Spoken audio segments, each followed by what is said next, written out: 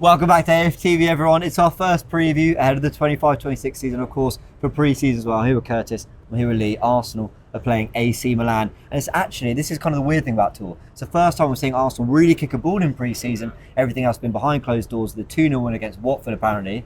And do you know what? Let me just speak on a personal level for a second. I've taken the summer quite chill. Yeah. Just the stress of how big the window was going to be. And also the way last season was and ended, it just deflated me. I went, let me just take some time away. We've had 3 seasons finishing second, a lot of excitement, a lot of hype, a lot of transfers. And it just kind of died out last season. And I'm back and I feel re-energised. How are you guys feeling? Start with you, Curtis. Arsenal play football. I was going to say, if you're talking about energy, don't start with... To be fair, he's back now. He's back. I'm back in the game. Yeah. But no, I'm going to be really honest. I have not been looking forward to the games, but since I've got here, I'm sure Robbie's feeling good about that invite. I'm actually have you on Torley. Yeah. I'm actually, I don't want to feel ungrateful with that, but I think what going through last season and all that was tough. I don't care what anybody says. It was a tough watch at the end of last season, and the disappointments of Champions League and what could have been no striker for 5.5 months. I think it took its toll. Yeah. Coming into this season, new kit, season tickets gone up, everything like that. It's sort of like, take. When are you going to give us something back? But since coming over here, getting close to the game tomorrow, genuinely looking forward to seeing Arsenal back tomorrow. Yeah. But without what we want. Do you know what it comes down to, Kirsty? Because we do videos about very particular things, transfers, results, analysis, future fixtures, whatever it might be. We talk about all these things all the time, even rivals' results. When it all boils down to, we love watching our team play football. That's why we support Arsenal Football Club. We are there, win, lose or draw. We were all there when we were 8th and shit, and we're here, when actually we got hopes of doing something. And I think that's what pre-season brings out of you a little bit, especially when you meet all the fans abroad. You kind of realise, there are people getting up at ridiculous times watching this team. Yeah. There are people who, it's much harder for them to support than it is for us, logistically or whatever, but they kind of show up and you're kind of re-energised a little bit to go, man, I just want to see my team play football again. I've missed these players, I've missed this team. And that, for me, is always a highlight emotion from Tour for me. Do you know what? Tour's one of the most enjoyable times to watch Arsenal because you're a little bit more relaxed. Yeah. You're in a different environment and you're just excited for the new season. Yeah. It's interesting what Lee said there about last season taking it out of him because a couple of seasons ago, finishing second, it was disappointing, but we felt like we're going to get there eventually. Where last season, I just felt drained of energy. It's one of the first seasons as a fan where I can honestly say I didn't really enjoy the season. No, I agree, I didn't. You look at the Real Madrid victory and that's probably the highlight of the season, but there wasn't a lot that I really enjoyed that much because it never felt like we're going to win the league. The Champions League, obviously, we had a little bit of hope and optimism. I'm looking forward to the game. I like playing teams from outside the Premier League in pre-season. Playing an English club, it's like, well, we see that all the time. AC Milan, obviously, are an Italian giant. I used to really follow Italian football back in the day. I think we all did, Channel 4 and all that. So I'm looking forward to seeing a different team. But I think we all know that, as Lee said again, we wish there was a striker playing up front tomorrow for us to give us that real feeling that we want. 100%, we'll go into that. Now, it wouldn't be pre-season without the usual pre-season question. How much does this matter? And just very quickly from me, when you've got basically your full squad there, Madueke hasn't travelled, Gyökeres is being finalised, supposedly, all that. When you've got ultimately a full squad there and you're playing AC Milan and then Newcastle and then Tottenham, for me it does matter because we're talking real prep here. Yeah. Last summer, I took my foot off the gas in terms of the prep and how much it mattered because we were watching players like, with all due respect, Salah Dean, for example, Josh Nichols, who we knew weren't going to be a key part, and we saw it more as an experience for them, and we were hoping that we were going to get some match fitness from the first teamers who were there. So for me, it's kind of dictated by, how much can you actually get out of pre-season? And I think, Lee, we can get a lot out of this one if we show up. Yeah, there is. Listen, I think there is because of the strong squad. But for me, there's got to be a touch of disappointment as a fan. I don't know how the manager feels about that, not having what we need to over here. Already in Mikel's press conference, he's turned around and said lack of numbers. Well, that's you've. Why are you saying that at this stage? You know what I mean? You knew that this was coming. You knew the tour was coming. You've got to have these players on board. I think it's a disgrace, if I've been really honest, that they have not got this. They haven't got this Gyökeres deal over the line. Not just for the fans, for the player as well. You know Yeah. what I mean? Like, what's he doing? He's in limbo. We don't know what he's going to be doing at this moment. Over, appearance fees or something we're led to believe. Oh, come on, you know what I mean? Get the deal done, get it in, so we can see what it's going to be like with him playing. Now, we're going to watch these 3 games, or at least 2 games over here in Singapore, with a striker, probably Kai Havertz, that I'm looking forward to seeing, revamps and whatever.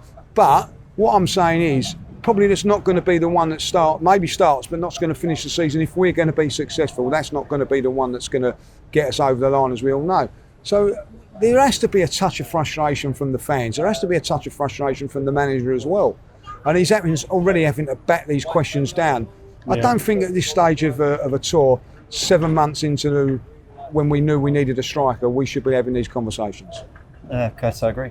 I mean, we've got 5 pre-season games. The season starts in a month, and Gyökeres is at home. He's not even training with Sporting Lisbon, so it's not like he's playing games for them. He's a player that obviously may take a little bit of adapting. So even if you sign him in the next week or 2, is he actually going to be ready for the start of the season? And we've all seen the fixture list. Old Trafford, day 1. You don't win that. Arteta's under pressure already. Anfield, 3rd game of the season, international break. If you've had 2 bad results there. So I think the question more with Arsenal is why do these situations occur? Liverpool get linked with a player. Within a week, it's wrapped up. Ekitike, 85 million. Man City, the same. We've been trying to get Gyökeres for 4 weeks. And it's still not done. So is that the manager? Is it the sporting director? Is it the club? I think for them to get back to the top, they've got to look at why that's happening. And you know what, Curtis? They're ruining some good work because we've got Kepa. Mosquera, if we believe everything that's been said, is probably going to be here for some of it at some point. Norgard and Zubimendi. Now, Madueke, cool, they're giving him 2 weeks off. But, we were very close to almost a kind of perfect situation. All right, the Eze one might take some time.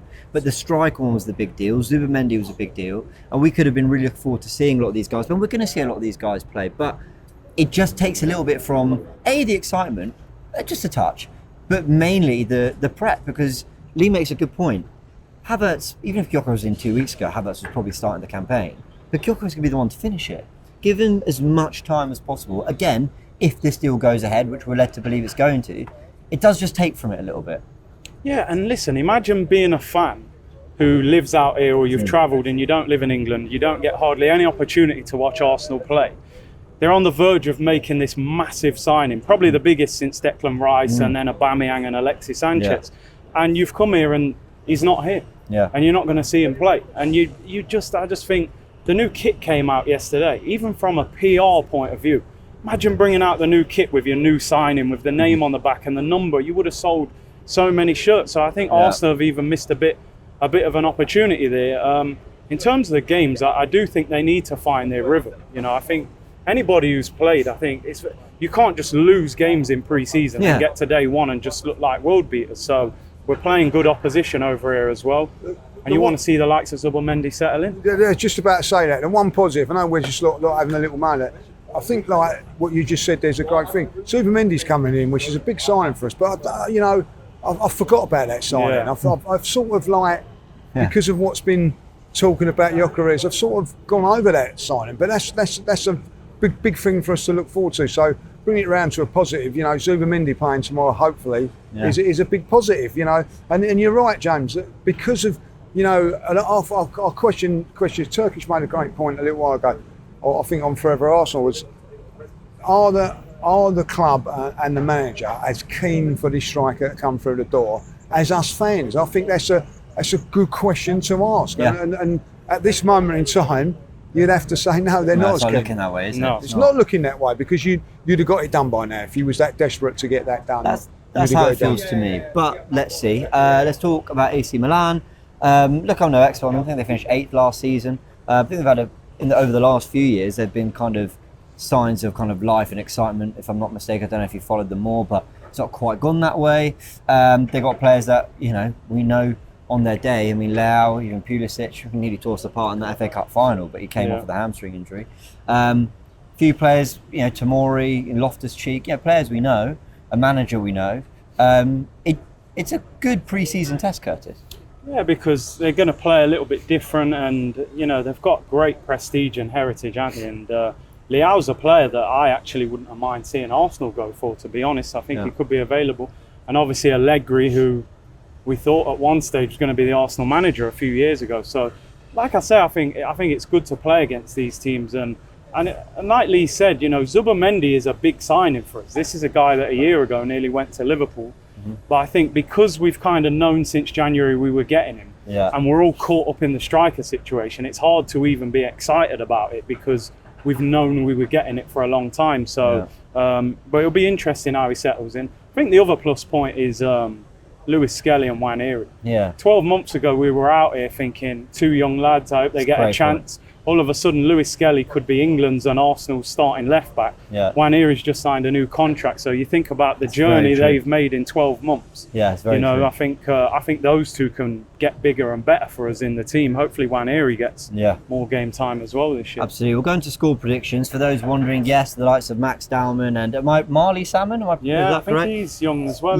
He's 15, so they're on tour as well. We will be doing Predict 11 with Turkish and Cecil. We'll be getting their opinions, or whether they'll be getting any game time, what kind of 11 we want to see, who we're excited to see, what kind of combinations we want to see, and what could Arteta be testing for these games here in pre-season. Let's get some predictions. Lee, how do you think it's going to go? Listen, for me, this one here, because we're playing AC Milan, I think it's less pressure than Newcastle and Spurs coming up. I think even though they're pre-season, you don't want to lose to those sorts. So I'm expecting us to be a little bit more relaxed in this game tomorrow. I'm going to go for 3-1. I think it'd be an entertaining game. So I fancy it to be a little bit open. AC Milan, perhaps their season starts a week or two later than ours, so we should be a little bit more advanced on fitness and everything like that. So I think this would be a more open game than the other two because we're not playing the English team. So 3-1 for me. Yeah, I went 3-1 as well. What are you going for? I'll go 2-1. 2-1, just because we haven't got that firepower yet, but I do think it will be quite an open game. And like you said, we're pretty much at full strength, aren't we, at the moment? I was going to ask, anybody's injured. Without going into too much detail, do you think he'll go strong? I mean, do you think there's a good chance we see a lot of significant minutes? I think he probably will rotate in the second half. I think he will give the youngsters a chance because he's done that in the past. So I think Bauman and these guys will get game time. Sometimes the scoreline can be affected, can't it, once you change, but I think he'll start a strong team. I'll be interested in how long Gabriel gets, if he gets anything, because he's just come back from surgery, Timber. But then, if they're on the tour, they're going to get some sort of minutes, so it'd be interesting to see how their minutes will be rationed out. And Havertz as well, he's still coming back from a long injury. A few of them. Gabriel, Havertz, Timber, Saliba White, was injured at the end of the season. You're right, actually. Forgot about that. All right, there we go. So, a big squad. Gyökeres isn't in it, but a few new signings, and obviously we're hoping for a good start to pre-season. Also play AC Milan, Newcastle and Tottenham. So they're no joke fixtures. Yeah, it's pre-season, but it's an opportunity to use these tests to really get up to speed. Let us know your predictions in the comment section below. Go check out all the other content from here in Singapore, and of course there'll be a watch along from the studio for the game as well. We'll catch you all very soon.